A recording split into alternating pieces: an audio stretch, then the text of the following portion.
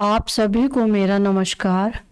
मैं आचार्य जी की तरह अध्यात्म में खुशी से नहीं, मजबूरी में आई थी। मेरे पास दो ही रास्ते थे, या तो मैं परेशान रहूं जैसे कि मैं थी, या दूसरा कोई रास्ता खोजूं जिसमें मैं खुश रह सकूं। मेरी ध्यान की यात्रा 2012 में शुरू हुई थी और 2020 जून आते आते मैंने सब बंद कर दिया, क्योंकि वो सभी तरीकों से मुझे भीतरी सुकून कहीं नहीं मिलता था। बस बाहरी तौर पे मैं थोड़ी देर के लिए खुश हो जाती थी।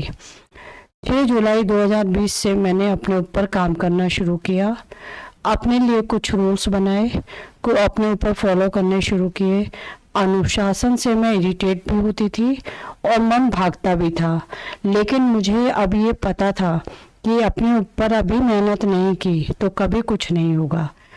अपने ऊपर ज़्यादा ध्यान देने की वजह से मैं अपनी कमियों को देख पा रही थी। जो अभी तक मेरी उंगली दूसरे की तरफ उठती थी, अब अपनी तरफ उठने लगी थी। और जब आपकी बीमारी पकड़ में आ जाती है तो इसका इलाज भी होता है। अब अंदर का पेन जो मैंने इकट्ठा कर रखा था, वो भी कोहरे की तरह छटने लगा था।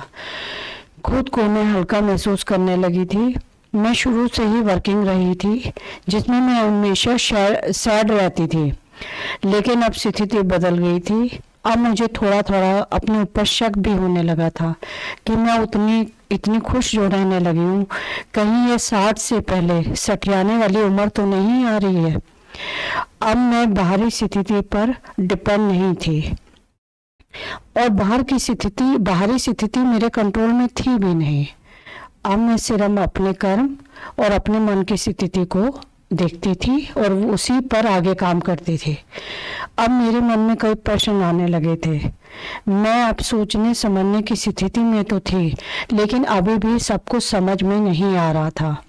और उसी समय अक्टूबर 2021 आया, जब मैंने पहली बार मेरे ऊपर ईश्वरीय कृपा हुई, वो शक्ति की कृपा हुई, जब मैंने पहली बार आचार्य जी का वीडियो देखा। अगर मैं आचार्य जी का वीडियो नहीं देखती तो मुझे यही लगता कि मैं नॉर्मल नहीं हूँ और ना ही मैं नॉर्मल लाइफ जी रही हूँ। उनके वीडियो में मेरे प्रश्नों के उत्तर होते थे। उन्होंने अध्यात्म की परिभाषा को इतने सीधे साधे तरीके से बताया था कि जो मैं सुन के हैरान रह गई थी कि इतनी इजी ये सारी चीज़ें हैं। अपने आप को समझना कितना आसान है। सच और साफ बोलने से कोई दिक्कत नहीं होती। और वेदों के बारे में तो मैंने कभी भी पढ़ा या सुना भी नहीं था। अष्टावक्र गीता क्या है, वेद क्या है, इसके बारे में जो भी थोड़ा बहुत ज्ञान मैं ले पाई वो आचार्य जी की वजह से ही ले पाई। गीता तो मैंने कई बार पढ़ी और सुनी थी, लेकिन समझ में कभी भी नहीं आई थी।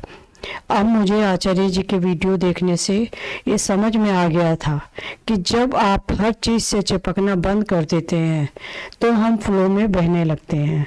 और बिल्कुल वैसे ही जैसे एक नदी फ्लो में बहती है तो वो साफ जल होती है, और जैसे उस नदी को कदम कदम पर बहने से रोक दिया जाता है तो उस जल से स्मेल आने लगती है। बिल्कुल ऐसे ही हमारी ऊर्जा होती है, तो उसे बहने दो। धन्यवाद आप सभी का मेरा वीडियो सुनने के लिए।